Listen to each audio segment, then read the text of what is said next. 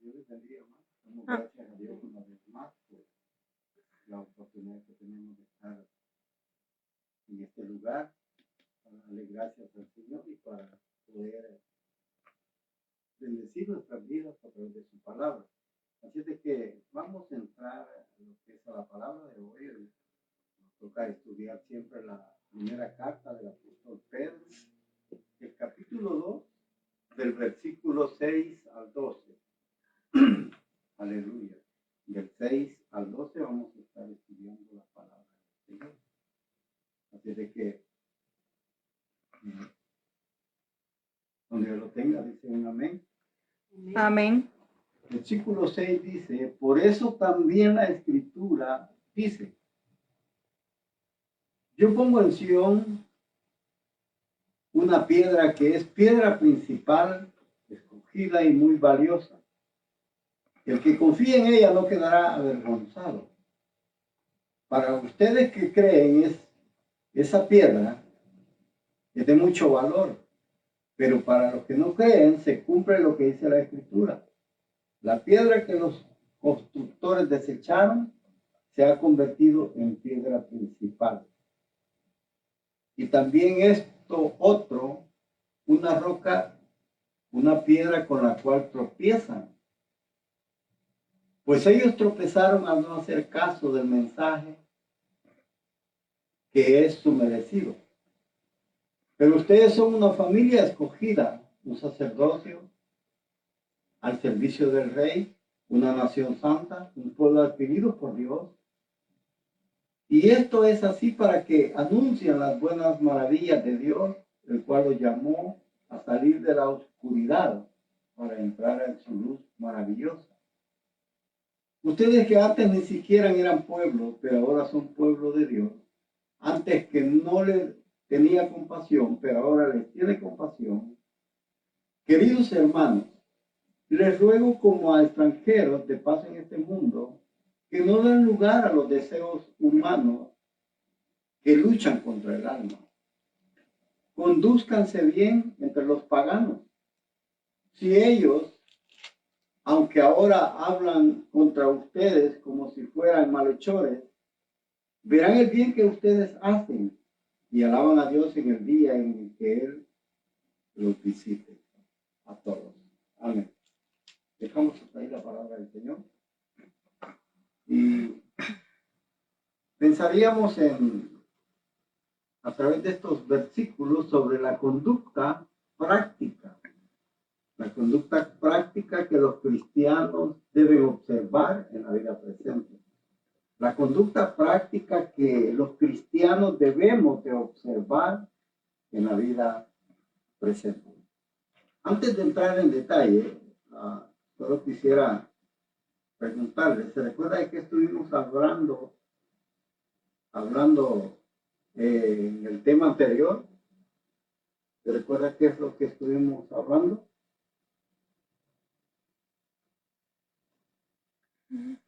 ¿Quién se recuerda de lo que estuvimos hablando? ¿Quién tiene alguna noción de algo que se le venga a la mente?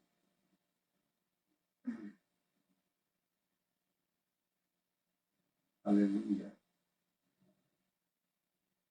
Si usted se recuerda, estuvimos hablando sobre de cómo ahora Pedro dijo, si les ha gustado cómo es el Señor, ¿qué debemos de hacer?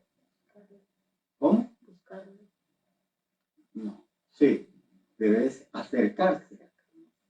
Pedro dice acérquense, es decir, que no debemos tener temor, porque como nosotros ya hemos gustado la benignidad, o sea, lo bueno que es el Señor, porque benignidad significa bueno, todo lo maravilloso que Dios tiene. Si nosotros hemos ya gustado de todo eso bueno, debemos acercarnos a Él, no escapar, no huir, porque dijimos que mucha gente tiene temor a acercarse, a un cristiana, tiene temor a acercarse a Dios. ¿Por qué? Porque creen de que Dios se va a dar cuenta de todo lo que hacen. Es decir, antes de que usted y yo, aunque no nos acerquemos, Dios conoce todo de nosotros. Amén. Debemos acercarnos si ya gustamos, si ya vimos que el Señor es bueno, debemos de acercarnos para poder tener esa intimidad con el Señor, porque dice que esta piedra, precisamente es una metáfora para hablar de Jesucristo, dice que esa piedra los hombres la rechazaron, es decir, todo el pueblo de Israel rechazó a Cristo. Él fue probado a través de ciertos días antes de ser crucificado. Cuando lo llevaron al pretorio, lo llevaban de la casa de Anás a Caifás, es decir, le estaban haciendo juicio, un juicio bastante incorrecto, porque el juicio se hizo de noche. Es decir, los juicios nunca se hacían de noche, sino de día. Es decir, y en esos juicios que le estaban haciendo, lo estaban examinando, le hacían toda clase de preguntas, le decían, tú eres el Mesías, dilo. Tú eres el Hijo de Dios, dilo. Y él callaba. Él siempre callaba, ya no les contestaba. ¿Por qué? Porque le estaban haciendo toda clase de preguntas para ver si él era aquella persona que ellos esperaban, ¿verdad? Pero Jesús ya les había dado pruebas y muestras de que él era el enviado de Dios. ¿Por qué? A través de los milagros, a través de las sanidades, a través de cómo obraban las personas, a través de cómo los alimentaba. Es decir, tenían todas las evidencias necesarias para poder ellos confiar en Jesús. Pero ellos lo rechazaron. Ellos lo rechazaron. Entonces, por eso dice que acá, dice que Él es una piedra escogida de mucho valor. Y dice que para nosotros, que ya somos piedras vivas, es decir, teniendo esta relación con Él, acercándonos a Él, nos convertimos en piedras vivas, ya no piedras inertes. O sea, piedras muertas, piedras que no sirven para nada.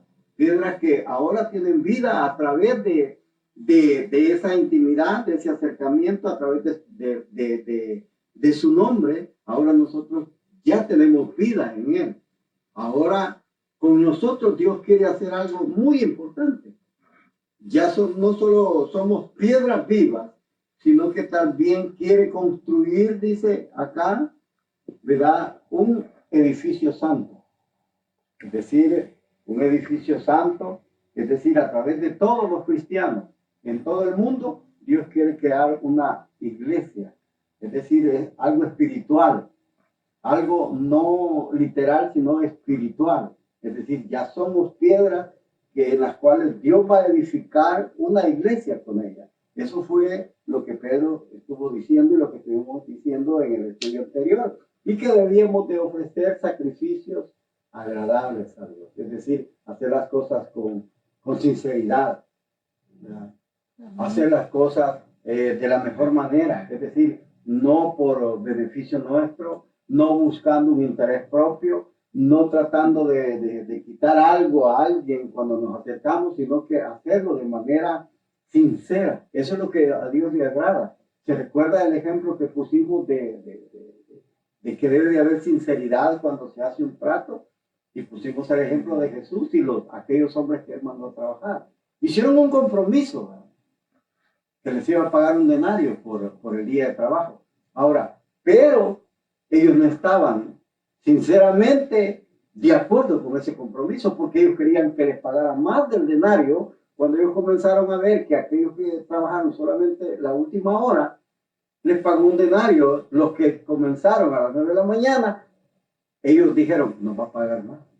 Entonces no fue un compromiso sincero. Ellos esperaban más. Y es como nosotros, hermanos. Nosotros podemos decir, bueno, ¿cómo a mí Dios me salvó? Yo le he dedicado toda su vida y le voy a poner un ejemplo. El ejemplo del ladrón de la cruz. ¿Qué hizo el ladrón de la cruz? ¿Qué cosas buenas hizo? ¿Qué bueno hizo? Nunca hizo nada bueno, pero fue salvo. Entonces, alguien podría decir, no, mire, yo dediqué toda mi vida, le serví y este imbécil, o como usted quiera decirle, ya en el último momento de su muerte, Dios lo salva y disfrutó de la vida pagana. Eso no es disfrute. Pero para unos es disfrute. Amén. Para muchos, el decir que no están disfrutando de la vida del mundo es un desperdicio de vida. Y le pongo este ejemplo porque precisamente eso se da en esa historia que el Señor contó de esos hombres a los que Él estuvo de acuerdo, hicieron un trato de que iban a trabajar por el sueldo de un denario. Es decir, no importa cuántas horas trabaja, o sea, pero ellos hicieron eso. Cuando vieron que a los últimos les pagó un denario, dijeron, no, nosotros los vamos a más. El acuerdo fue un denario. Entonces, ¿por qué ellos querían más? Y él les dijo, ¿acaso ustedes se sienten mal con lo mío? ¿Acaso yo no puedo hacer con lo mío como yo quiera? Tomen su denario y váyanse. O sea, era un acuerdo, ¿no? Pero no era un acuerdo sincero, porque ellos esperaban más. Es como usted y yo. Nosotros podemos decir, nosotros le hemos dedicado nuestra vida, y le voy a poner mi ejemplo. Yo desde bien joven comencé en estos caminos del Señor. Hay cosas en el mundo que yo soy ignorante y no las conozco, no las he hecho, no las he vivido. Pero yo no por eso puedo decir, ay, desperdicié mi vida en el Evangelio y no disfruté de la vida del mundo. No. Mientras que otros que no han sido cristianos en la hora de la muerte se arrepienten y Dios los salve. Y ellos, mire, este miserable disfrutó de la vida del mundo y fue salvo, igual que yo. Entonces, no, o sea, no podemos pensar de esa manera. O sea, Dios ha hecho un acuerdo con todos. La salvación es para todos, tanto para los que comienzan a temprana edad como los que comienzan a la hora de la muerte. Es decir, la salvación es igual para todos. Ese es el compromiso de Dios, que Dios nos va a salvar a todos aquellos que se arrepientan, ¿verdad? Y no importa si aquel hombre dedicó toda su vida a hacer cosas malas como el ladrón. Como le digo, nunca hizo nada bueno. Todo lo que hizo fue malo. Pero en el momento de su muerte, Dios le permitió que se arrepintiera y pudo ser salvo. Entonces, de eso está hablando usted. Que debemos de hacer sacrificios con sinceridad, con honestidad, hacer todo de buena manera, porque lo hacemos siempre para Dios. Tocamos el tema de ahora, que es precisamente lo que dijimos, la conducta que práctica que el cristiano debe observar en la vida presente, o debemos observar en la vida presente. Es decir, todos los que decimos ser cristianos debemos de practicar esta conducta. Debemos de practicarla. Y dice el Señor acá, por eso también la Escritura dice, yo pongo en Sion una piedra que es piedra principal, escogida y muy valiosa, es decir, para Dios. El que confía en ella, en esa piedra, que es una metáfora de Cristo, no quedará defraudado, dice, no quedará avergonzado. Es decir, quien confía en Cristo, hermano, jamás va a ser defraudado. Amén. Jamás Gloria a Dios lo Dios. va a defraudar. Es decir, ahí tenemos la mejor confianza. Y esto precisamente lo dice acá, pero dice, para ustedes, dice, que creen en esa piedra, en ella, en Jesucristo, es de mucho valor, de mucho precio. Pero para los que no creen, se cumple lo que la Escritura dice. La piedra que los constructores desecharon se ha convertido en la piedra principal. Y también en otro pasaje dice, una roca, una piedra en la cual tropiezan, pues ellos tropezaron al no hacer caso del mensaje. Y este es su merecido. O sea, Pedro pone un ejemplo, hermano, de que Jesús es como una piedra en que el que confía en él, dice Pedro, no quedará avergonzado. Pero el que no confía, para ese va a haber precisamente castigo. ¿Por qué? Porque desecharon esa piedra. Por eso dice acá, los constructores desecharon esa piedra. Desecharon esa piedra. Es decir, no la quisieron, la vieron sin importancia. Era una piedra del ángulo. La piedra del ángulo es esa piedra que le da solidez y firmeza al edificio. Sin esa piedra, el edificio puede caer fácilmente. Pero mientras esa piedra la tiene el edificio, precisamente no habrá nada que lo tumbe, que lo tire o que lo desnivele. Es decir, porque le da estabilidad y firmeza al edificio. Y le voy a decir algo, es algo que siempre hacen. Incluso me llama la atención porque acá en esta nación de los Estados Unidos, cuando se construyó un edificio muy importante, acá pusieron una piedra grandísima de base, porque dijeron que esa era la piedra que le iba a dar firmeza y estabilidad al edificio que ellos iban a construir. O sea, es algo que a mí me llama la atención porque el pueblo del Señor, el pueblo hebreo, hacía lo mismo.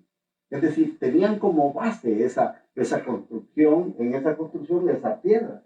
Entonces, pero para los que creen, dice Pedro, es de mucho valor. No quedarán defraudados. Pero para los que no creen, se ha convertido en una piedra de tropiezo. Es decir, para los que desobedecen el mensaje, para los que no quieren hacer caso, se convierte en piedra de juicio, ya no en piedra de salvación, no en piedra de confianza, no en piedra de estabilidad, sino en una piedra que les va a traer juicio precisamente a ellos. Y yo quiero llevarlo precisamente a Isaías 8. Isaías capítulo 8, aleluya. Cuando ya lo tenga, dice un amén. Amén. Aleluya. Isaías 8, aleluya. Versículo 14. Isaías 8, 14. Aleluya. ¿Quién lo tiene? Isaías 8, 14. ¿Qué dice? Entonces él será por santuario, pero a las dos casas de Israel, por piedra para tropezar y por tropezadero para caer, y por lazo y por red al morador de Jerusalén. Oiga bien lo que dice. Oiga bien lo que Dios está diciendo a través de Isaías. ¿Y en el contexto de qué le está diciendo? Sí, pero en el contexto de qué? ¿De qué está hablando el capítulo 8? ¿De qué habla el capítulo 8? ¿De qué habla este capítulo 8?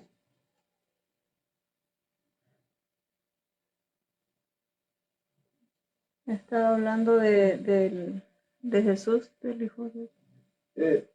El contexto de todo este capítulo 8, oiga bien, estaba hablando cuando precisamente Judá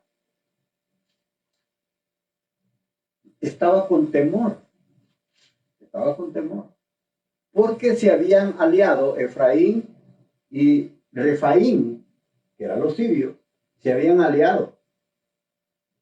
Oiga bien, las 10 tribus del norte se habían aliado con los asirios para destruir a Judá. Entonces Judá estaba con miedo. Y Dios le habla al profeta Isaías y le dice que vaya. Y le dice que le hable. Y le dice que confía en Jehová. Le dice que Jehová sea tu temor. Es decir, confía en Dios. Él le tenía miedo a la invasión efraimita siria que venía contra Judá. Entonces, Judá, el rey de Judá, estaba con un temor. Y Dios le manda a decir a través del profeta, le dice, que Jehová sea tu temor. Y que no sea el temor esta gente que viene contra ti. Que Jehová sea tu temor. Entonces, vea bien. Y cuando eso pasa, aquí le voy a leer algo que llama la atención. Mire lo que dice en el versículo 8. Capítulo 8, versículo 4. Porque antes de que el niño sepa decir papá y mamá, Damasco y Samaria serán saqueadas y las riquezas llevadas al rey de Asiria. Y de nuevo me dijo el Señor, dijo el profeta, ya que por medio de Rezín, el hijo de Remalías, desprecia esta gente el agua de Siloé. Oiga, ¿qué es lo que despreciaban? ¿Qué es lo que despreciaban?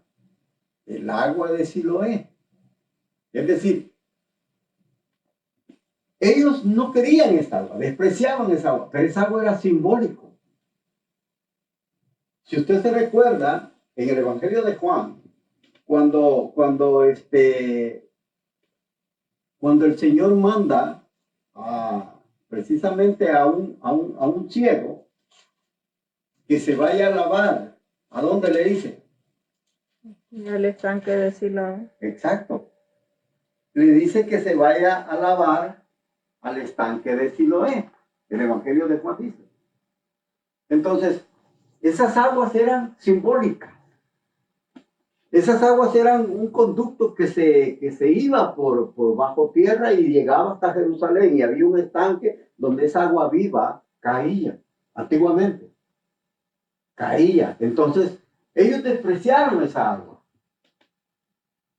Oigan bien, los que iban a atacar desprecian el agua, porque eso es lo que dice, que ya que por miedo a Rezín, hijo de Remalías, desprecia a esta gente el agua de Siloé. ¿Y qué significa Siloé? ¿Qué significa Siloé? Siloé significa el enviado. Entonces, Dios había enviado a Jesucristo. Y a través de ese enviado, Dios iba a salvar a Israel. Pero en este contexto lo dice. Entonces, por eso es que acá en el versículo 14, oiga bien, dice, entonces él será por santuario para las dos casas de Israel. Es decir, para Efraín y para Judá. Va a ser santuario. ¿Qué significa un santuario? ¿Qué se le viene a la idea a usted de un santuario? ¿Qué es un santuario? A mí se me viene algo como un refugio. Exacto. Ahora, le voy a poner un ejemplo, lo que ha dicho Magdalena. Ok, aquí en Estados Unidos, ¿cómo se le llama algunas ciudades en donde se refugian los inmigrantes? ¿Cómo le llama? Ciudad santuario. Ciudad santuario. Es decir, que nadie puede entrar, nadie puede sacarlo, nadie puede hacerle daño. Eso es lo que Dios iba a hacer para las dos casas. Un santuario, es decir, un lugar de refugio. Si ellos confiaban en Jehová, oiga bien, ¿a quién le pueden temer? Si Dios estaba de parte de ellos, si Él era su refugio. Es como que si yo le dijera y le citara el Salmo 91. El que habita al abrigo del Altísimo morará bajo la sombra del Omnipotente. Es decir, y a mediación del capítulo 91, dice que mirará, dice, ¿qué mirará? Mirarás a tu diestra, a tu siniestra, mirarás, dice, con tus ojos, verás y mirarás las recompensas de los impíos. ¿Por qué? Porque Jehová es tu refugio. Es decir, eso es lo que estaba diciéndole Dios por medio del profeta a las dos naciones, que Él iba a ser por santuario, Él iba a ser un refugio, que ellos no deberían de tener miedo a las naciones que venían contra ellos a hacerle guerra, porque como dice Pablo, si Dios está con nosotros, ¿quién contra nosotros? ¿quién contra nosotros? No, Si tenemos a Dios como refugio, ¿quién nos puede hacer daño? ¿Ah? ¿Quién nos puede hacer daño? Nadie. Es como una hermana, y hoy que estoy hablando de esto, hay una hermana que es salmista, canta una alabanza que a veces cuando yo la escucho me hace llorar. ¿Por qué? Porque en esta alabanza ella dice, habla de la historia de Israel, y ella dice que cuando Moisés estaba frente al mar, y para que iban a escapar, y de retaguardia tenían al ejército del faraón, dice que Moisés clama al Señor, y le dice, ¿por qué clamas a mí? Solo dile al pueblo que marche. Dice, ¿acaso ese mar que te estorba no lo hice yo? ¿Acaso el que viene detrás de ti a destruirse no fui yo quien lo creé? ¿Por qué le temes? Esto es lo mismo. Es decir, Dios les está diciendo, ¿por qué ustedes le tienen miedo a las naciones? Pero esta gente, dice, ha despreciado el agua de Siloé. Es que esa agua de Siloé era un agua viva que era simbólico de Cristo. Oiga bien. Entonces, Él les dice en el versículo 14, yo voy a hacer refugio. Yo voy a hacer un santuario para las dos casas. Oiga bien. Pero también les dice, aunque ahí no lo dice, si ustedes confían en mí, yo voy a hacer un santuario. Pero si ustedes no confían en mí, ¿en qué se va a convertir? ¿En qué se va a convertir ese santuario? En una piedra de tropiezo. Oiga bien lo que Isaías les está diciendo.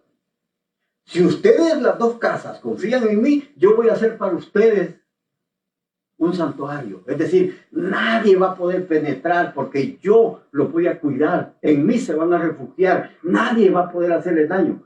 Si ustedes confían en mí, pero si no confían en mí, voy a hacer una piedra de tropiezo.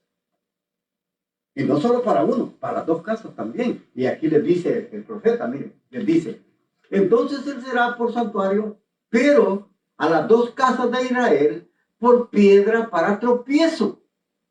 Primero dice que va a ser santuario para las dos casas.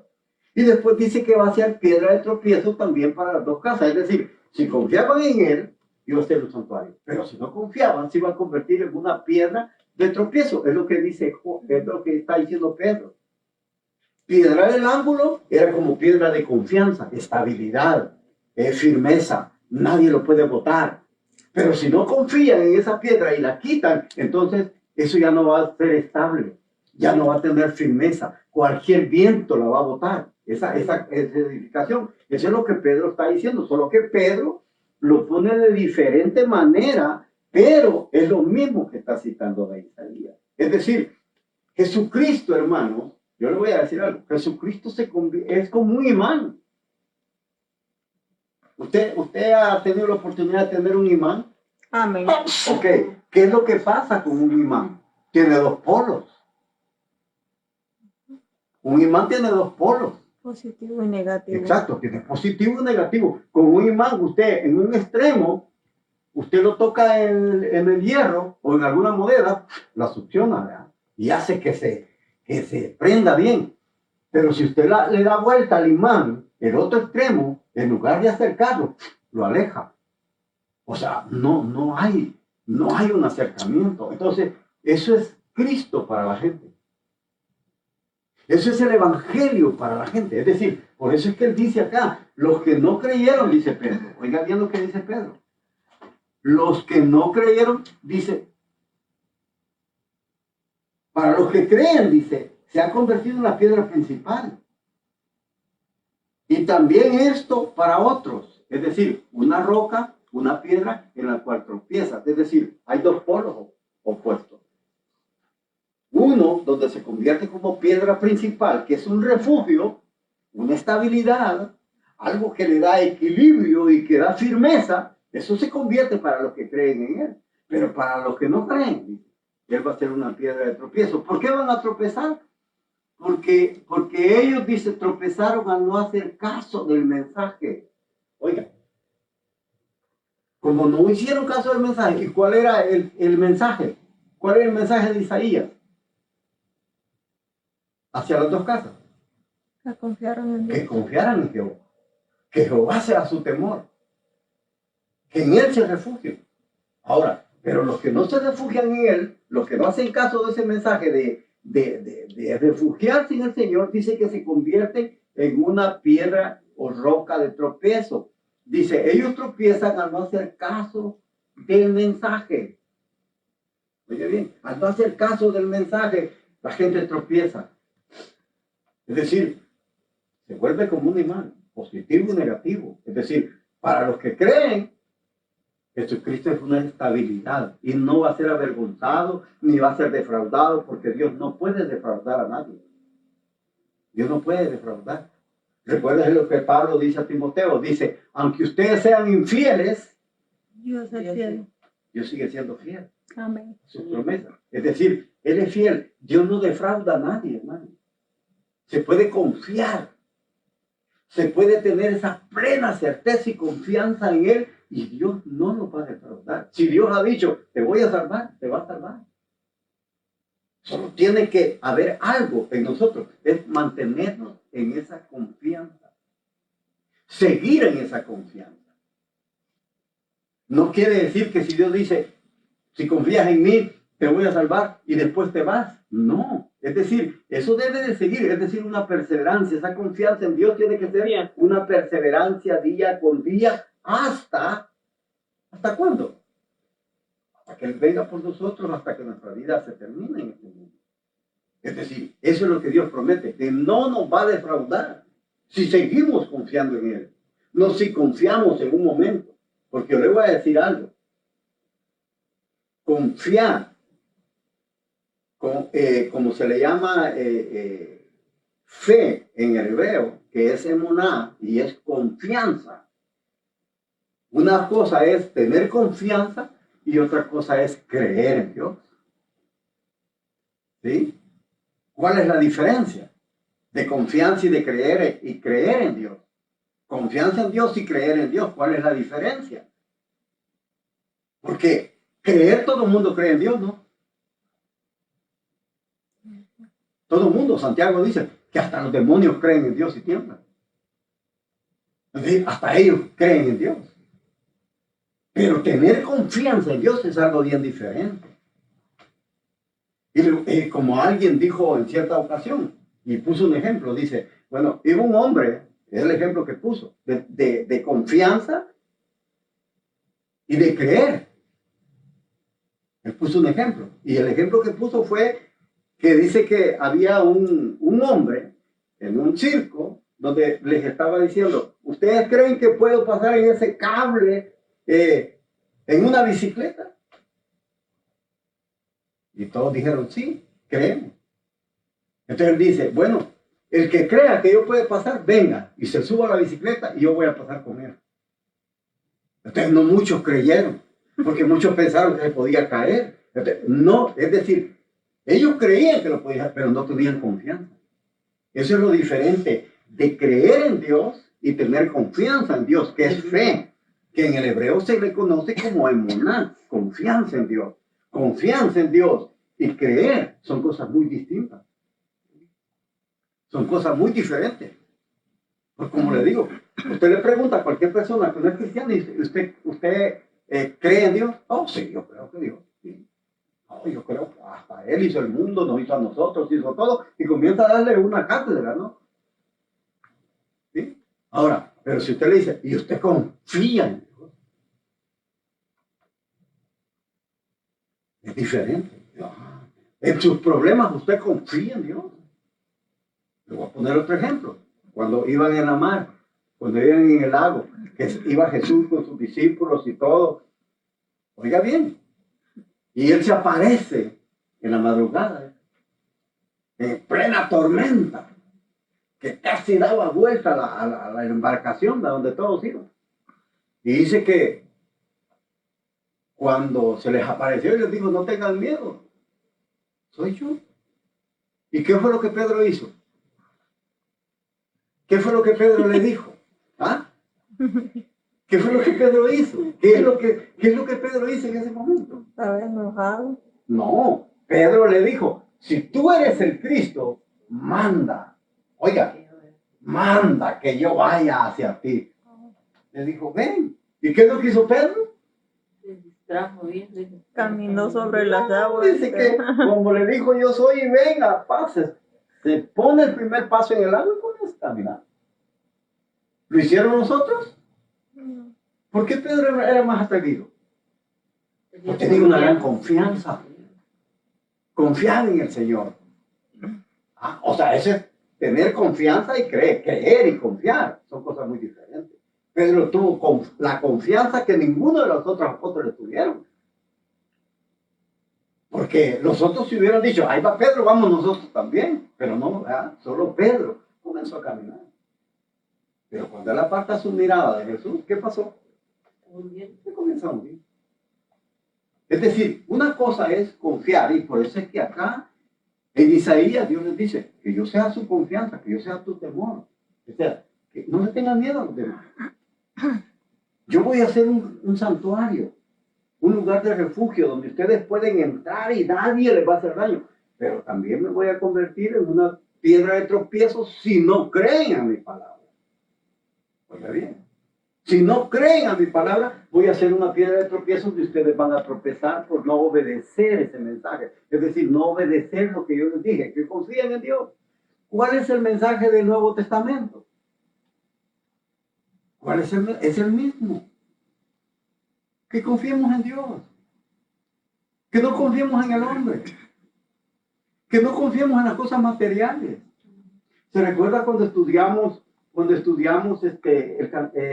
Eclesiastés? ¿Cuál fue el mensaje de Salomón?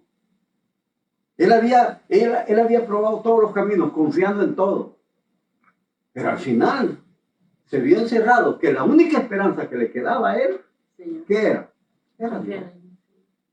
Es decir, era lo único. Es decir, confiar en Dios. Eso es lo mismo del Evangelio. El Evangelio es confíen en Dios. ¿Confiar en qué? ¿Qué es lo que anuncia el Evangelio? Salvación. Si yo confío que Dios me va a salvar y confío plenamente en Él y mantengo esa confianza segura, como dice la palabra del Señor, que en esperanza hemos sido salvos. Oiga, no somos salvos. Porque muchos dicen, yo soy salvo ya. ¿Y si se va? ¿Y si se aparta? ¿Y si se muere cuando usted se aparte? Usted no se va a salvar. Porque la Biblia dice que en esperanza, ¿qué es en esperanza? Esperanza es algo que se espera, ¿verdad? Algo que todavía no se tiene. Eso es esperanza. Dice uno a veces, yo tengo la esperanza que va a venir tal día, fulano y tal. O sea, está esperando, pero él no ha llegado. O sea, esa es la esperanza. En salvación, en esperanza hemos sido salvos. Recuerden que la salvación tiene 3 tiempos. 3 tiempos. ¿Y por qué tiene 3 tiempos la salvación? Pasado, presente y futuro. ¿Por qué? En esperanza fuimos salvos. Hacia atrás. En esperanza fuimos salvos. En esperanza estamos siendo salvados. Todavía estamos en esperanza. Y en el futuro, en esperanza seremos salvos. Si mantenemos la confianza en esperanza, vamos a ser salvos en el futuro. Si mantenemos esa confianza. Pero si no mantenemos esa confianza y nos apartamos, va a pasar lo mismo. En lugar de refugio se va a convertir en juicio para nosotros. En un tropezadero. Eso es lo que Isaías les está queriendo decir. Y eso es lo que Pedro está diciendo. Pedro dice que ellos tropezaron al acercarse al mensaje. Por eso dice, les da su merecido. En otras versiones no dice les da su merecido, sino que dice, ya se lo voy a leer, dice que para eso también fueron destinados. Fueron destinados. Es decir, ¿Dios los destinaría para lo malo? No. No. Dios no destina a nadie para juicio. La salvación es para todo el mundo. Pero ¿por qué algunos se salvan y otros no? Él dice, fíjese bien lo que dice su palabra, dice, yo no quiero que ninguno, es decir, que está queriendo que toda la humanidad se salve. Y yo, dice, no quiero que ninguno se pierda, sino que todos, dice. Ese es el deseo de Dios. Pero no es el deseo del ser humano. Porque el deseo del ser humano, a mí que me importa, yo no quiero ser salvo. Yo quería disfrutar el infierno allá con las chelas, las mujeres, eso es lo que dice la gente. Si supieran que el juicio no es un lugar como ellos lo piensan. Esto es tenebroso, hermano. Es algo que aterra. Es algo que da mucho miedo. ¿Pero qué?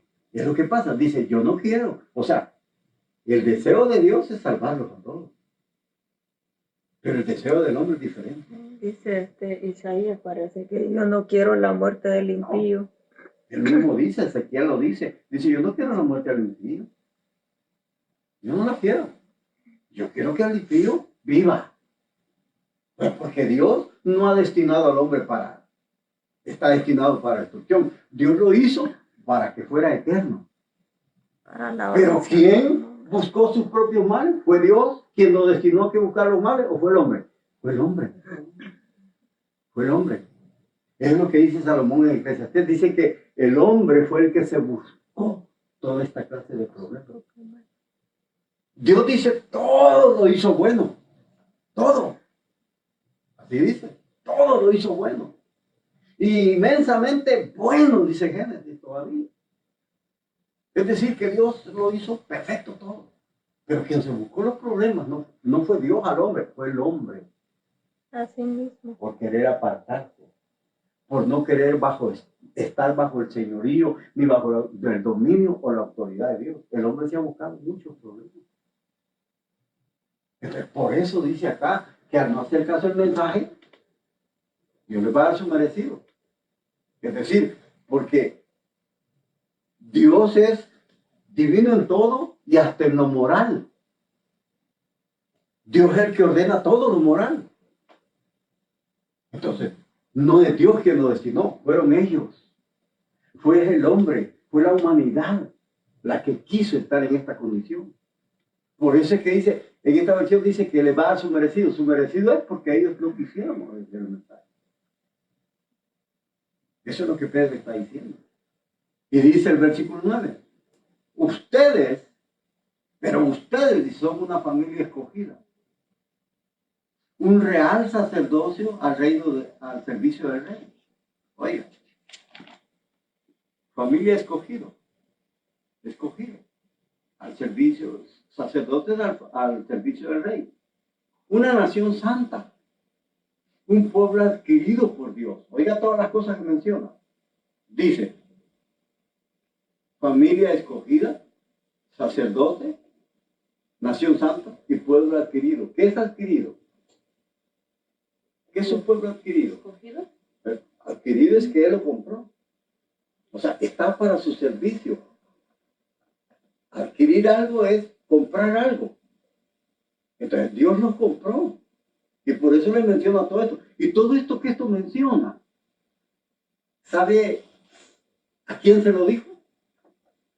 Si usted lo busca en Éxodo, ¿a quién se le está diciendo? A Israel, a la nación que le escogió. Ella era una nación escogida. Es decir, ninguna nación de la tierra tenía leyes como las que tenía Israel. Ninguna. Por eso es que Israel es un pueblo especial. La niña de sus ojos.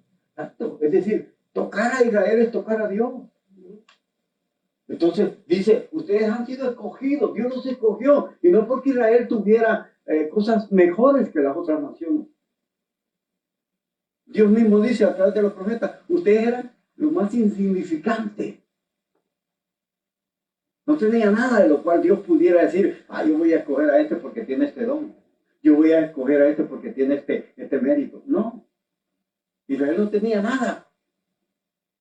¿Por qué? Porque cuando Dios hace eso, hermano, escoge de lo peor. La gloria es para Dios y no para el hombre. Aleluya. Y por eso aquí dice, todas estas cosas, dice, familia escogida, real sacerdocio al servicio del rey, una nación santa, un pueblo adquirido por Dios. Y esto es así para que anuncien las maravillas de Dios, el cual los llamó, dice, a salir ¿de dónde? Cuando habla de oscuridad, está hablando del pecado. Ahí estábamos en la oscuridad. Ahí estábamos en ese pecado. Estábamos como prisioneros. Pero Él dice, nos llamó a salir de la oscuridad para entrar, dice, ¿a dónde?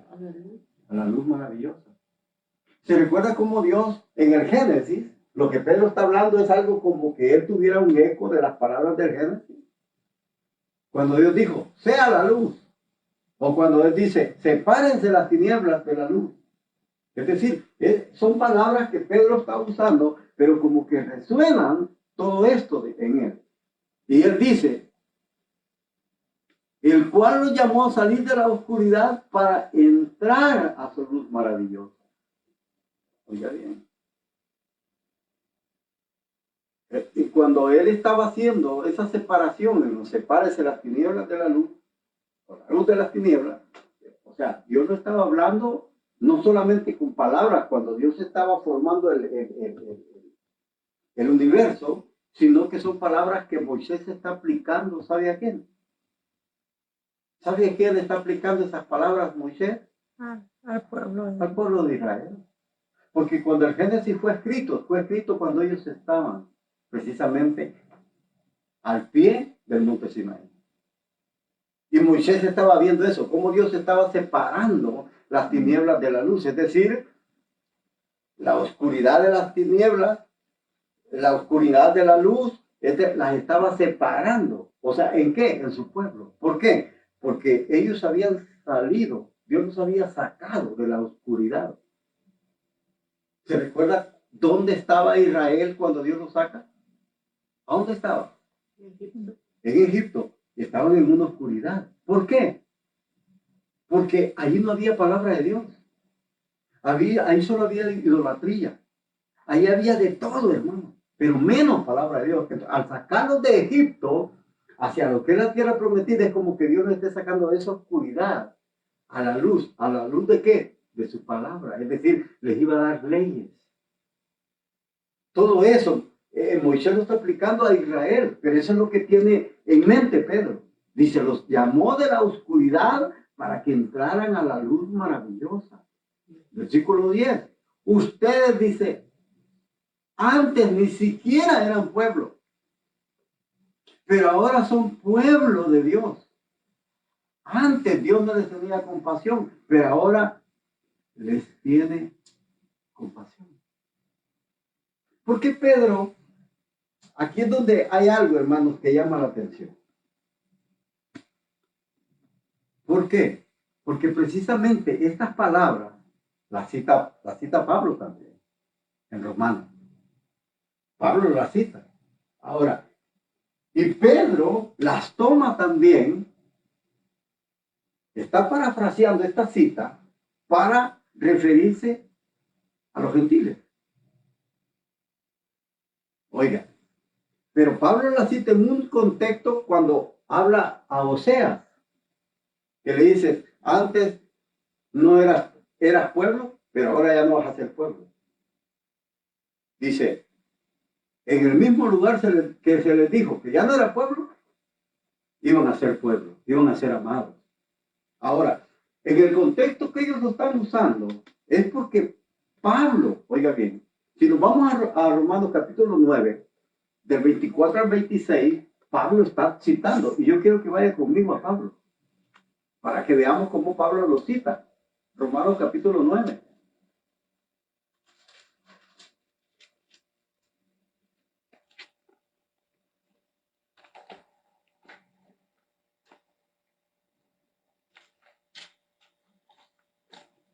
Y vea cómo Pablo cita a Oseas, lo mismo que cita a Pedro.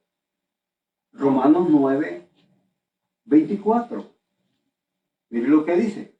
Así que Dios los llamó a unos de entre los judíos y a otros de entre los ¿qué? De los gentiles. De los gentiles, o los no judíos. Como se dice en el libro de Oseas. Oiga, lo que Pablo está citando. Como se dice en el libro de Oseas. Dice, a los que eran mi pueblo, a los que no eran mi pueblo, los llamaré mi pueblo. Oiga bien, a los que no eran amada, la llamaré mi amada. En el mismo lugar donde se les dijo a ustedes no son mi pueblo, serán llamados hijos del Dios viviente. Ahora, ¿por qué Pablo cita Oseas? ¿Por qué? Y yo le voy a decir algo. Ahora que está en Romanos, pero antes, cuando Pablo dice que cita a Oseas, no existía el Nuevo Testamento. No existía. ¿Por qué Pablo cita a Oseas? Oiga bien, ¿por qué Pablo cita a Oseas? Porque él conocía toda la... A él se le dio una revelación. Oiga bien, a Pablo se le dio una revelación, que precisamente aquellos que eran pueblo iban a dejar de ser pueblo. ¿Cómo iba Israel a dejar de ser pueblo? ¿Cómo? ¿De qué manera iba a dejar de ser pueblo de Dios? ¿De qué manera iba a ser despreciada y después amada? ¿De qué manera? A los que antes no eran pueblo, dice, van a ser pueblo. O sea, ¿qué es lo que Oseas está diciendo? Lo que Oseas está diciendo, está haciendo ver que Israel va a ser esparcido por todas las naciones, por desobedecer a la palabra de Dios. Entonces, Dios los va a esparcir. Entonces, al esparcirse entre las naciones, ellos se van a mezclar. Al mezclarse, pierden su identidad como pueblo, dejan de ser pueblo y se convierten en paganos, en gentiles. Eso es lo que Oseas está diciendo. Por eso Pablo cita esto. Dice, de entre los judíos llama a unos y de entre los no judíos, de entre los gentiles llama a otros. Porque Pablo está viendo ya que eso que Dios le dijo a Oseas se ha cumplido. Y yo le voy a decir algo. Parte de lo que es Romanos, cuando habla de los gentiles, Pablo le está hablando a la casa de Efraín, a las 10 tribus, que se habían hecho gentiles. Ya no eran pueblo de Dios. Es decir, perdieron su identidad, perdieron su cultura, perdieron todo. Al dejar de ser pueblo, pierden todos los privilegios. Los pierden todos. Y por eso dice que Dios va a llamar. Entonces, Pedro toca este mismo contexto y la parafrasea. Porque recuérdese, ¿a quién le está dedicando esta carta Pedro? ¿A quién? ¿A gentiles o a quién? A los judíos. Son judíos. Recuérdese que en el capítulo 1 dice a los de la diáspora, a los que están en Capadocia, a los que están en Bitinia, a los que están en toda la región de Asia Menor, a judíos, dice lo mismo que dice Santiago. Es decir, Pedro le está escribiendo a judíos que ya eran gentiles, se habían gentilizado, es decir, es como se le conoce, hay una palabra, Helenizado. exacto. Helenizar es una palabra que se usa para alguien que cambia de cultura, cambia de todo y se convierte en otro. Le voy a poner un ejemplo.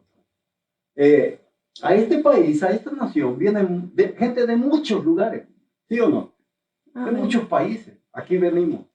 Ahora, y cuando las personas, de la mayoría de personas que vienen a este país, cambian de cultura. Cambian de cultura. Porque se dejó atrás lo que era de su país. Las raíces. Las tradiciones de allá que uno tenía, ya acá ya no las tiene muchas veces. Uno adopta culturas diferentes, dijéramos extrañas o contrarias a lo que era nuestra cultura. Entonces, eso es lo que pasó con Israel. Helenizar es una palabra que se usa para una persona que deja su cultura, deja sus tradiciones, deja de ser un pueblo que era para convertirse en un pueblo diferente. Porque eso es lo que pasa aquí. Dejamos nuestra cultura, adoptamos una cultura diferente y cambiamos de nacionalidad. ¿O no? Porque cuando usted ya es un ciudadano de acá, usted ya no es ciudadano de allá. Usted es ciudadano de acá. Aunque usted diga, sí, yo soy ciudadano de allá, pero usted es ciudadano de acá. Usted ya cambió no solamente nacionalidad, cultura y también costumbres. Porque muchos de los que venimos acá ya no vamos a comer frijoles allá. Nuestra cultura cambia, nuestras costumbres cambian. Dice, hay gente que dice, vos ya no pareces salvadoreño, ¿verdad? ¿O sí? O sea, ya no. Hay mucha gente que hasta cambiar, hasta la forma de hablar, la forma de cómo se expresa, cambia. ¿No? Cambia. Eso fue lo que le pasó a Israel. Cuando Dios lo dispersó por desobedecer a la palabra de Dios, ellos se perdieron su identidad como pueblo, su cultura, sus costumbres, todo lo que era del pueblo de Dios, lo perdieron. Incluso le voy a decir algo, hay una porción en Jeremías, ahorita no me acuerdo, hay una porción en Jeremías donde Dios dice que a Efraín, oiga bien, que a Efraín la ley de Dios le parece extraña.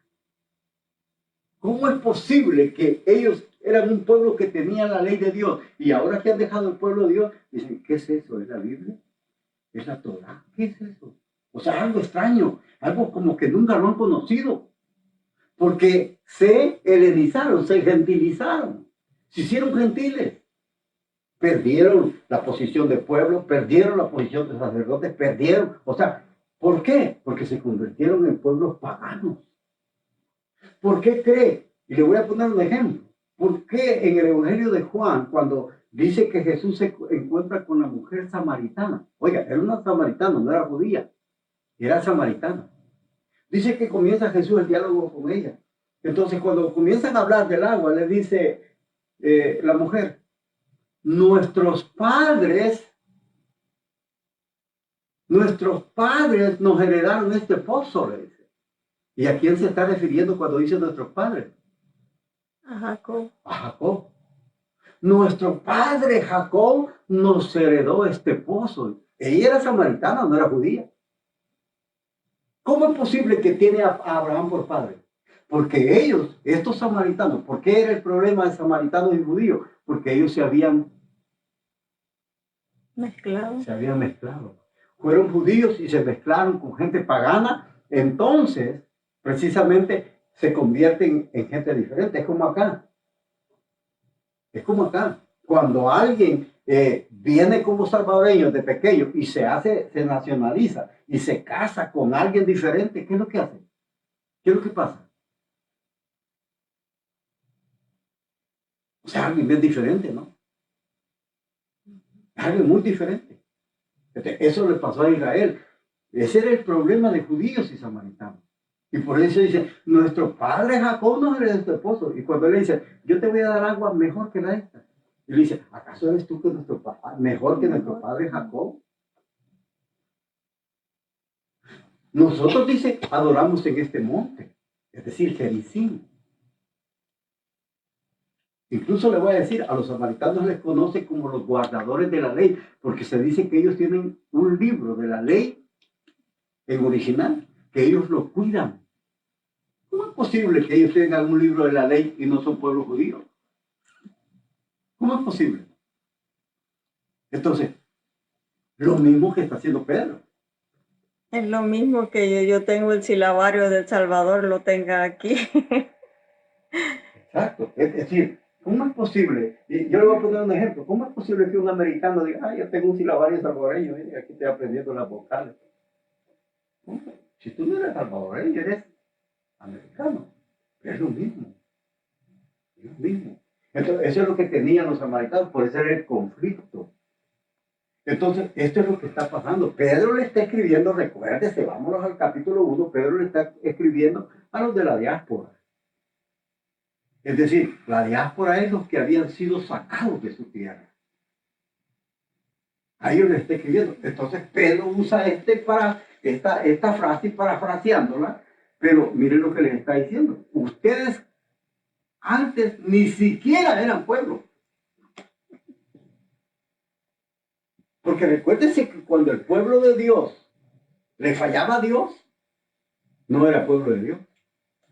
Se recuerda cuando Israel estaba en el pie del Sinaí, y le voy a poner este ejemplo. Se recuerda cuando estaba en el pie del Sinaí que ellos hacen el becerro de oro.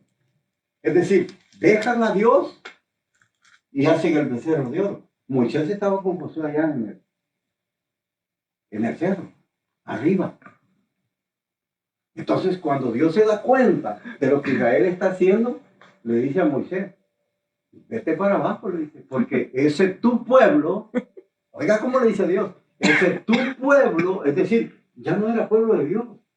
Porque cuando alguien abandona a Dios, deja de ser pueblo. Deja de ser pueblo. Entonces, Israel, en ese momento, aunque Dios lo había sacado y ahí estaban a pleno Sinaí, ellos estaban adorando un ídolo, el becerro de oro. Entonces Dios le dice, ve a ver que ese es tu pueblo. Y cuando Israel fallaba, siempre Dios le decía, ese es tu pueblo. No le decía a Moisés, no es mío, es tuyo. Es decir, dejaban de ser pueblo. Dejaban de ser pueblo. Eso es lo que pasaba. Y le voy a poner otro ejemplo. el hijo pródigo. El hijo pródigo dejó de ser hijo. Fue desobediente, se fue lejos, le fue mal. Ahora, cuando regresa, es precisamente esto en los evangelios, hermanos. Hay muchos misterios, por eso se hablan dos casas, se hablan dos hijos, se habla de uno que es obediente, se habla que otro es desobediente. Eso está relacionado con Israel. Es decir, uno que se quedó en casa y otro que se fue al exilio. Cuando habla del hijo pródigo, que dice que se fue lejos de su tierra, está hablando que se fue al exilio. Que precisamente está relacionado con las dos casas, Judá y Efraín, las 10 tribus. Y esto es lo que Pedro está parafraseando. O sea, ustedes, dice así, ustedes antes ni siquiera eran pueblo. Está parafraseando las palabras de Osea, lo que Pablo citó también. Ustedes ni siquiera eran pueblo, es decir, ya habían dejado de ser pueblo. ¿Por qué? Porque habían sido llevados al exilio. Y él les dice, pero ahora son pueblo. Es decir, han regresado a Dios. Porque precisamente en otro tiempo ellos eran descendientes de Israel. Pero cuando fueron llevados al exilio, dejan de ser descendientes y se convierten en paganos. Recuerde cuando el rey sirio, creo que fue en el año 1722, por ahí así, cuando fueron exiliados de su tierra y fueron llevados y nunca regresaron. Judá fue exiliado, pero él regresó después de los 70 años, según Jeremías. Israel nunca regresó, es decir, las 10 tribus. Entonces, por eso se paganizaron. Si usted lee Reyes, se da cuenta que cuando el rey de Siria y se lo lleva, dice que lo lleva a Babilonia y comienza, dice, a llevar gente de todas partes y los mezcla con ellos. O sea, ahí pierden, dejan de ser pueblo, se gentilizan. Es decir, están helenizando, están adoptando costumbres que ya no eran del pueblo de Dios. Y por eso dice, Dios no les tenía compasión, pero ahora les tiene compasión. Oiga bien. Y dice, versículo 11, queridos hermanos, esta palabra queridos hermanos que Pedro usa, le va a dar una exhortación. Es decir, lo que va a decir es una exhortación. Cuando les dice queridos hermanos, en esta versión dice queridos hermanos, pero hay otras versiones donde no dice queridos hermanos. ¿Sabe cómo dice? ¿Sabe cómo dice? Dice carísimos hermanos. ¿Por qué Pedro usa la palabra carísimos? ¿Qué está diciendo con esto? Porque va a dar una exhortación. O sea, cuando le está diciendo carísimo, es decir, es como que, se lo voy a parafrasear, es como que Pedro les está diciendo, ustedes cuestan mucho, ustedes cuestan la sangre preciosa de Cristo, por eso son carísimos. Por eso Pedro antes dice, ustedes no fueron redimidos ni con oro ni con plata, fueron redimidos con la sangre preciosa del Cordero sin mancha, destinados, les dice, para ustedes desde antes de la fundación del mundo. Es decir, la sangre de Cristo no tiene precio, hermano. Es lo más carísimo que hay. Por eso en otras versiones dice carísimo, no dice queridos. Porque esa palabra carísimo les está diciendo a ellos, ustedes cuestan mucho. Y ahora les va a dar una exhortación. Exhortación para que la llevemos a la práctica. Oiga bien. Oiga lo que les está diciendo y mire lo que les va a decir. Dice, queridos hermanos, oiga, les ruego. Lo mismo que usa Pablo. Pablo dice, les ruego por la misericordia de Dios que ustedes esto y esto y lo otro, y que se entreguen en sacrificio vivo. O sea, esa palabra les ruego es precisamente la misma palabra que usa Pablo. Cuando dice les ruego por la misericordia de Dios, solo que Pedro no la repite, la misericordia de Dios, pero le está diciendo que si ellos ya gustaron de todo eso, ¿qué es lo que tienen que hacer? Ahora que han sido rescatados y son carísimos, dice Pedro, les ruego, ¿cómo a qué? ¿Cómo a quiénes les ruega? Como a extranjeros. Otras versiones dicen como a peregrinos, como a advenedizos. ¿De qué? ¿Extranjeros de qué? ¿De qué? ¿De qué? ¿Extranjeros de qué eran ese pueblo? ¿Ah? ¿Qué es lo que dice? Versículo 11. Extranjeros y peregrinos. ¿Ah? Amados, yo os ruego como a extranjeros y peregrinos, que os abstengáis de los deseos carnales Ajá. que batallan contra el alma. Ok, oiga. Quiere decir, lo que Pedro está diciendo, que somos extranjeros aquí en este mundo. Somos extranjeros. Les ruego como a extranjeros o peregrinos que se abstengáis, que se abstengan de los deseos carnales, dice, que batallan contra el alma. Oiga, pero oiga la imagen que Pedro está poniendo. Les dice que son extranjeros. O sea, ¿qué hace cuando alguien viene acá? Le voy a poner. Un extranjero es alguien que va de paso, alguien que solamente viene unos días. De visita. Exacto, viene de visita. Por días, digamos.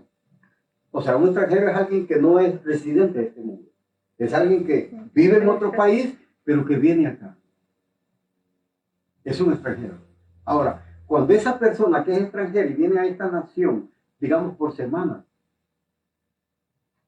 él adopta todo lo de este país. No. ¿Ah?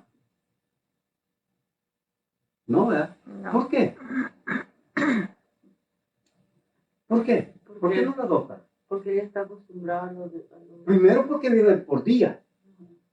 Y segundo porque tiene que regresar a su tierra. Él tiene sus costumbres en su tierra. Exacto, él ya tiene sus costumbres, tiene la vida hecha de su tierra. Él no puede venir solo en una semana a tomarlo de acá.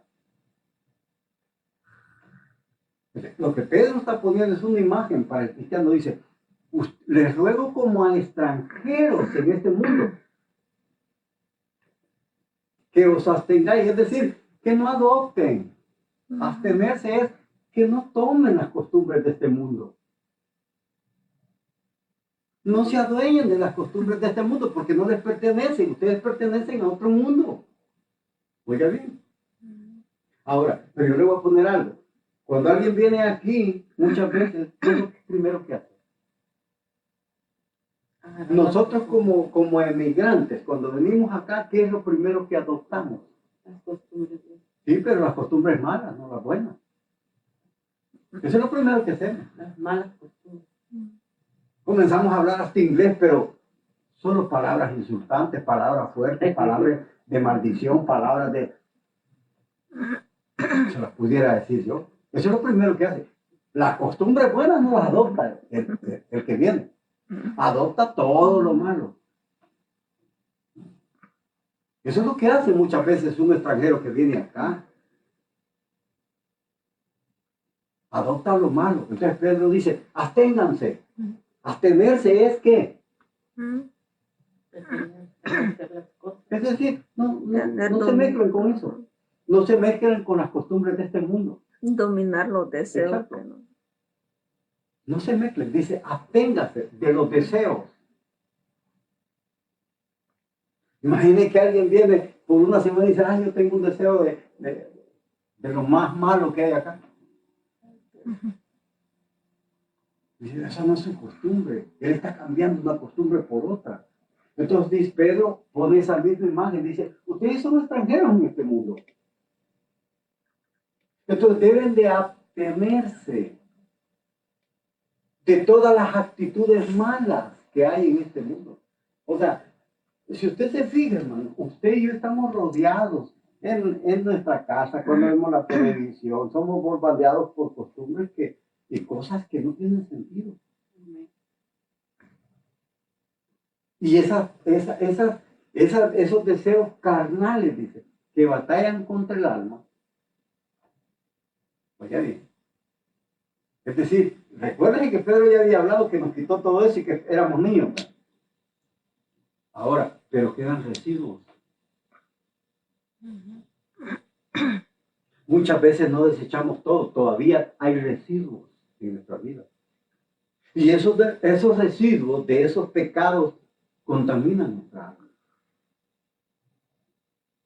Y cuando Pedro habla del alma, está hablando que contamina mente, voluntad. Porque cuando habla de alma, está hablando de mente, está hablando de voluntad. Contaminan toda nuestra mente, toda nuestra voluntad. Y al contaminar nuestra mente y nuestra voluntad, ¿qué es lo que vamos a hacer? Vamos a volver a lo mismo, ¿verdad? Que éramos antes de que volviéramos a nacer, antes que teníamos toda clase de costumbres malas. Pero dice, ya no, esas costumbres malas, déjenlas, no se dejen atrapar por ellas. Porque yo les voy a decir algo, las costumbres malas, hermano, muchas veces ahí, ellos las hacen como que las personifican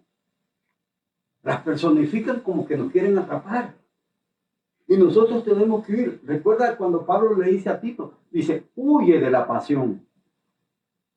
Es decir, como que la pasión la personifica que quiere alcanzarlo, ¿verdad? Que quiere atraparlo. Pero Pablo le dice a Tito, huye, escapa, corre. Es decir, eso es lo mismo que Pedro está diciendo, al abstenerse, es decir, no se dejen atrapar. No se dejen atrapar por estas malas influencias de la tierra. O sea, porque esto, hermano, es lo que más abunda aquí. Es lo que más abunda. ¿Usted va a pedirle consejo a alguien que no es cristiano? ¿Qué es lo que le van a decir? Si usted le cuenta que tiene problemas en la casa, ¿qué es lo que le van a decir?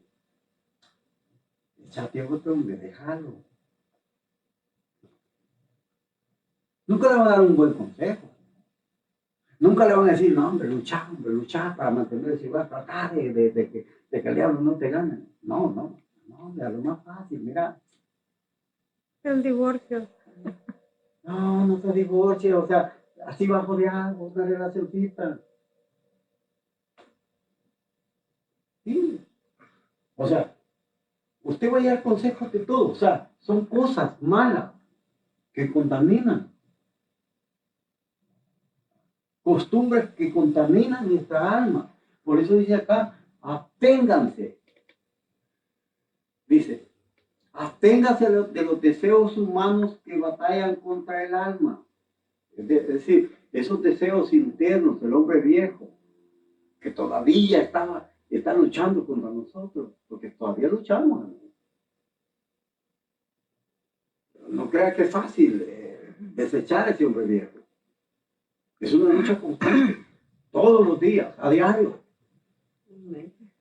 Luchando contra ese hombre viejo, es decir, contra esa naturaleza vieja, nuestra naturaleza caída que quiere hacer lo malo.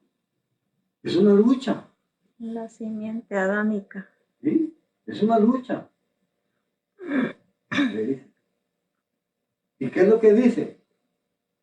Si ustedes no se contaminan con todo esto, dice que debemos de ser un buen ejemplo.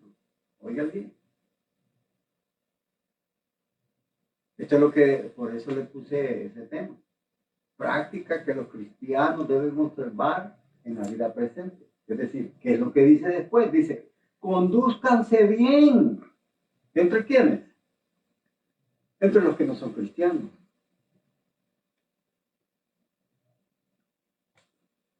Entre los que no son cristianos. Condúzcanse bien. Es decir, como Israel se había gentilizado, se había helenizado, se había hecho gentil. Entonces, si ellos se convertían en pueblo de Dios, ya no eran gentiles. Pasaban a formar parte del pueblo de Dios. ¿Sí? Pasaban a formar parte del pueblo de Dios. Entonces, dice, al estar entre los gentiles, al estar entre ellos, compórtense bien. Conduzcanse bien entre los paganos, dice. Así ellos, aunque ahora hablen contra ustedes como si fueran malhechores, oigan.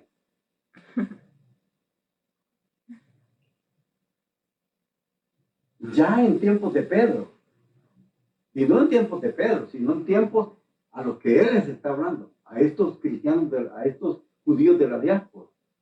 Ya en esos tiempos, hermano, se hablaba mal de los cristianos. Oiga bien, porque así lo dice. Así ellos, aunque ahora, dice, hablan mal de ustedes como que si fueran malhechores.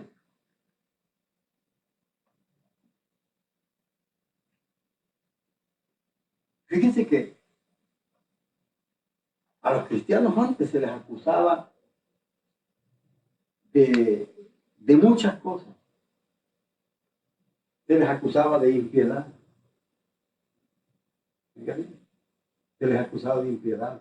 Se les acusaba de sedición en la familia, en la sociedad.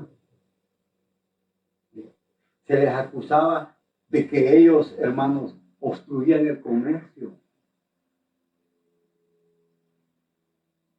Que eran personas rebeldes a las autoridades y al Estado. Oiga, ¿de qué se les acusaba? Se les acusaba que eran caníbales, que se comían a los niños. Oiga, ¿cómo se les acusaba? Se hablaba, por eso dice Pedro, se les acusa de malhechores, o sea, no de cosas buenas. Si ya en tiempos de Pedro se hablaba mal de los cristianos, ahora imagínense ahora. En estos tiempos. Pregúntele a la gente sobre un cristiano, ¿qué piensa de un cristiano? Pregúntele a la gente qué piensa de un pastor. Pregúntele a la gente quién piensa de un maestro, de un profeta. Pregúntele a la gente qué piensan de esta clase de autoridades eclesiásticas. Pregúntele. Van a decir lo peor. Y les voy a decir algo, tienen razón. Yo le doy la razón a la gente cuando habla mal. ¿Por qué? Porque los de autoridad eclesiástica son los peores. Con esto no quiero decir que estoy echando al guacal a todos, ¿verdad? Porque hay muchos que no lo hacen. No hacen lo que otros hacen. Hermano, la mayor parte de líderes, usted lo va a ver robándole a las iglesias. ¿De qué se están lucrando? De las ovejas. Y a las iglesias no va gente rica, para gente pobre. Gente que está luchando por sobrevivir. Incluso hasta bajo juicio ponen a la gente. Si no das los diezmos, vas para el infierno. Oiga, si en tiempos de Pedro se hablaba mal de los cristianos, hermano, ¿qué podemos esperar en nuestros tiempos cuando la maldad se ha multiplicado más todavía? Y quizás yo le podría agregar, se está triplicando. No multiplicando, triplicando. Porque antes había maldad, pero no hay como ahora.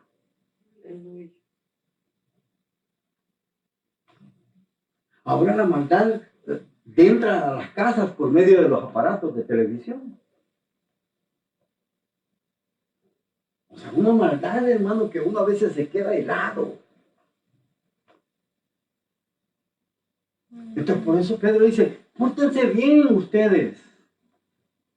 Condúzcanse bien. Que la gente tenga un buen concepto de ustedes. Que la gente hable bien. Mire, hermano, yo le voy a decir algo. Escuchaba hace algún tiempo algún hermano que dice que él fue a una compañía a pedir trabajo. Es un hermano de México. Es un maestro porque es varón, es cosa seria para enseñar también. Él cuenta una historia que dice que cuando él se hizo cristiano y se fue a pedir trabajo, dice que en el trabajo le pedían recomendaciones. Dice que dijo, bueno, pues le voy a pedir a mi pastor que me dé una recomendación. Como muchas veces nosotros hacemos. Entonces, que la pidió y dijo, ¿eres cristiano? Sí. Ok. Ahí te llamamos después. Y mientras lo llamaban, dice que designaron 2 personas de la compañía de derechos humanos para que fueran a averiguar quién era él a la iglesia.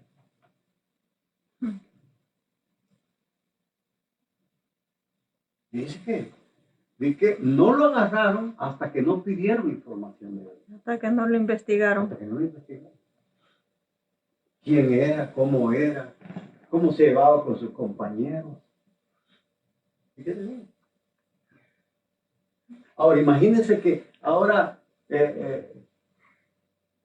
digan del lugar donde nosotros trabajamos, ¿saben qué? ¿Cómo se comporta por allá fulanita? ¿Qué cree que la gente dijera? Solo dicen es cristiano, ya no en el trabajo uno. Si con solo ser cristiano hablan mal, ahora imagínense ya en la práctica. Aleluya. ¿Qué día? Y dice ese hermano, no, dice, ya a mí me sorprendió, dice, porque me investigaron. Para darme el trabajo. Me investigaron a ver qué era yo. Entonces ya cuando ellos se dieron cuenta cómo yo era y todo, ya me dieron el trabajo, dice, y yo andaba, dice, Con pie de plomo. como que no quería caminar ni asentar los pies, porque cualquier cosa que yo hiciera, ellos sabían que yo era cristiano. Imagínense. Pedro dice, para que no hablen como de malhechores de ustedes. Ahora, yo les voy a decir algo. Aquí en esta nación, yo a veces me pongo a pensar, ¿quiénes son los que muchas veces hacen que la gente se subleve contra el Estado? ¿Quiénes son? Los mismos ¿No cristianos. son los mismos líderes religiosos? ¿Ah?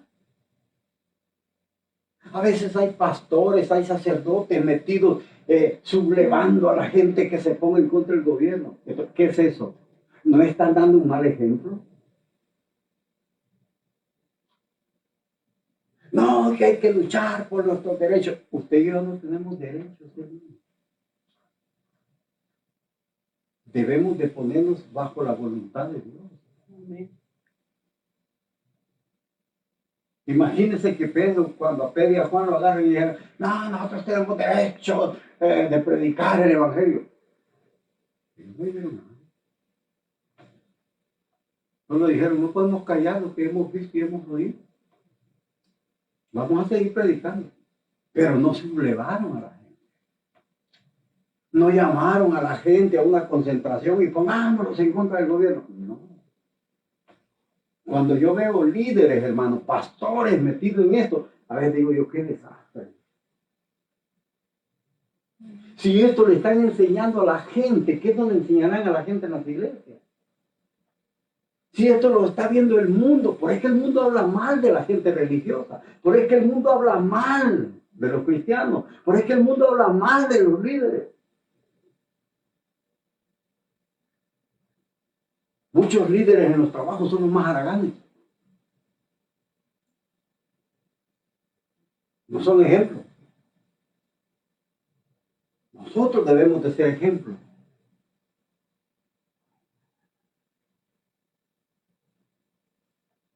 ¿Sabe que mucha gente me ha dicho, ya no estés de líder en la cocina porque ni te están pagando? ¿Qué importa? Eres bruto. ¿Y qué importa? Yo no trabajo para el hombre, trabajo para Dios. Pablo dice, no trabajen para el ojo humano. Ustedes trabajan y sirven para Dios. Así le digo. Y a veces me veo en conflicto con los mismos compañeros. ¿Y por qué te metes en problemas cuando no te están pagando? Sí me están pagando, que no me pagan como líder. Y no ando solo mandando. Pongo el ejemplo, hago esto, hago lo otro. Algunos me dicen así, no, algunos solo con una cosa lloran. Y yo les digo, si ustedes tuvieran la responsabilidad que yo tengo, ¿cómo estarían? Tengo que pelear con cocineros, tengo que pelear con gente, compañeros, todo problema conmigo.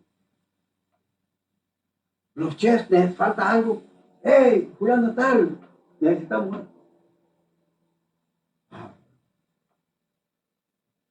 Eso, o sea, que la gente hable bien de nosotros, hermano. Que no hable mal. Que la gente no dice, mira, ya estaba aquel escondido y es cristiano. No, debemos de ser conscientes. Es lo que les digo. Los sacrificios agradables de a Dios son que hagamos las cosas de la más honesta y sinceramente que pongamos lo mejor de nosotros. Y por eso dice Pedro, así ellos, aunque ahora hablen en contra de ustedes como si fueran malhechores, ¿cómo? Pero no lo son. No son lo que dicen. No son lo que la gente dice. Somos diferentes. Lo que ellos hablan como malhechores, verán el bien que ustedes hacen al alabar a Dios en el día en que Dios los visite a todos. ¿Cómo alabamos a Dios?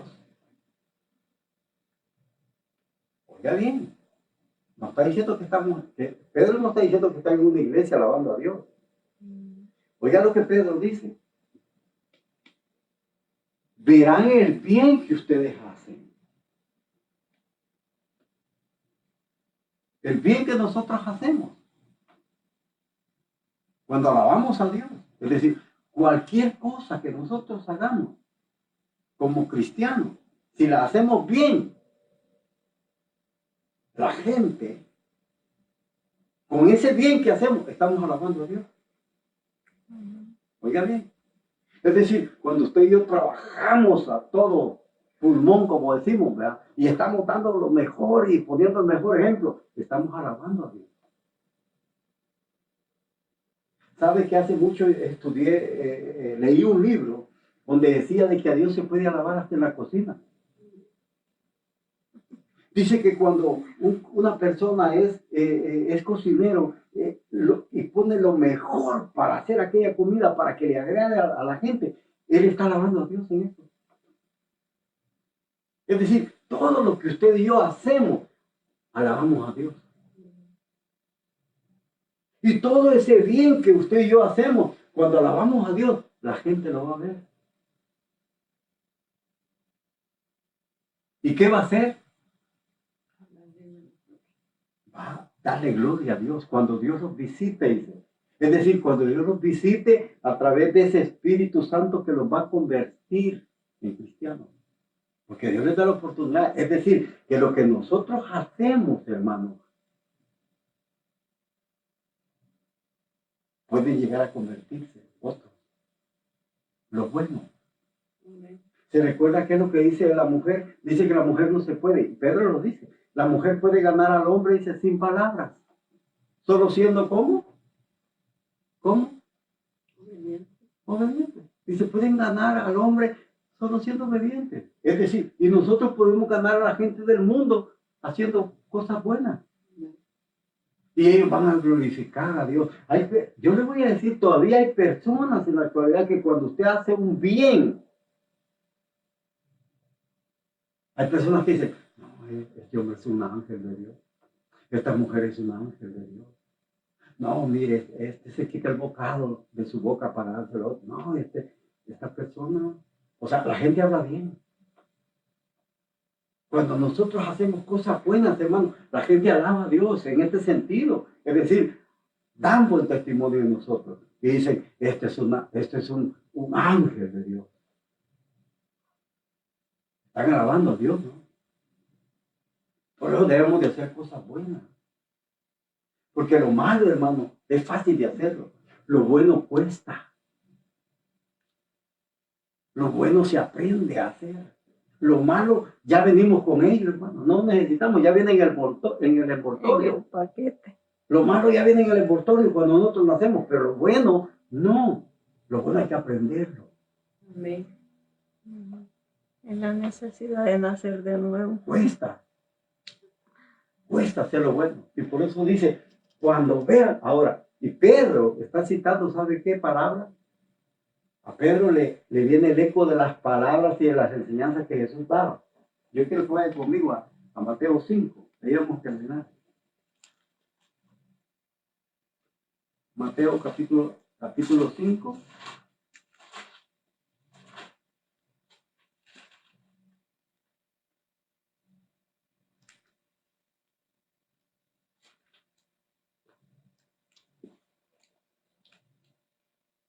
Capítulo 5, versículo 16.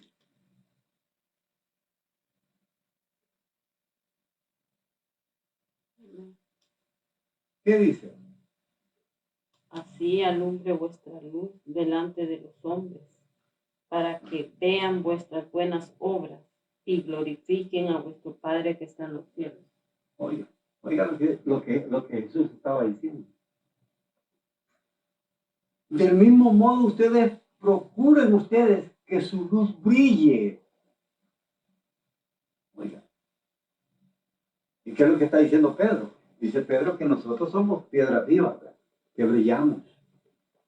Pero ¿cómo podemos brillar? Haciendo el bien. Haciendo el bien.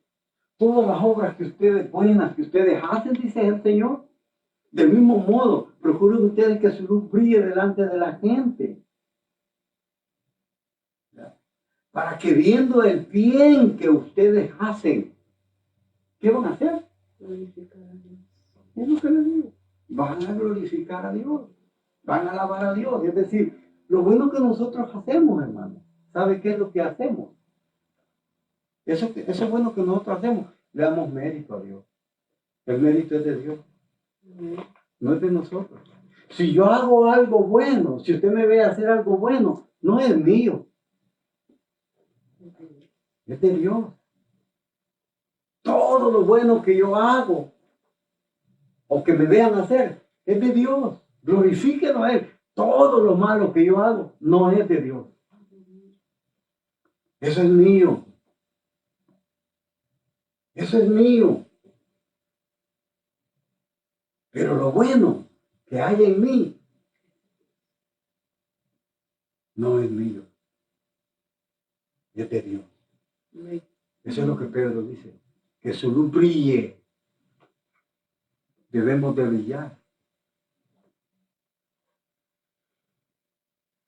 Debemos de brillar para el Señor. Haciendo que lo bueno.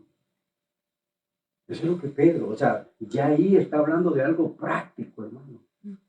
No está hablando de una teoría, no está hablando de una doctrina que solo es teórica, es práctica. No como los fariseos que se hagan. Y demasiado. Por eso es que por ahí hay alguien, yo no sé si usted se acuerda de esa canción, pero él dice, enciende una luz, déjala brillar, la luz de Jesús, que alumbre en todo lugar, no la puedes esconder, no te puedes callar. Es decir, hermanos, tenemos que hacer brillar esa luz de Cristo en nosotros. Porque para eso nos ha llamado. De la oscuridad, de las tinieblas, a la luz admirable. Del reino de Satanás al reino de su Hijo.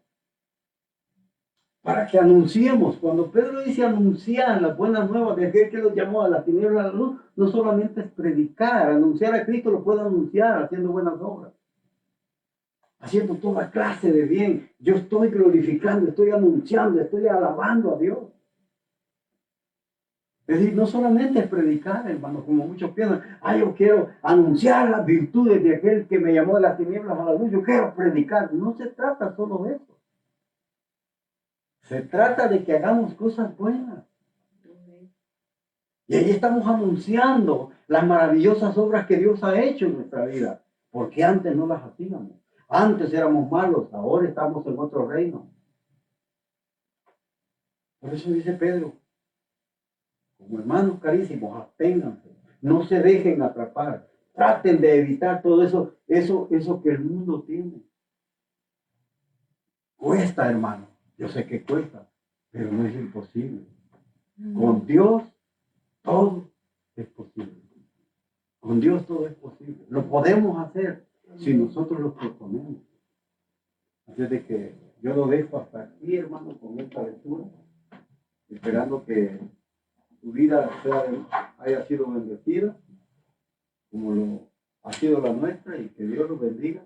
Nos vamos a ver en el próximo estudio, si Dios así lo permite. Amén. Desde que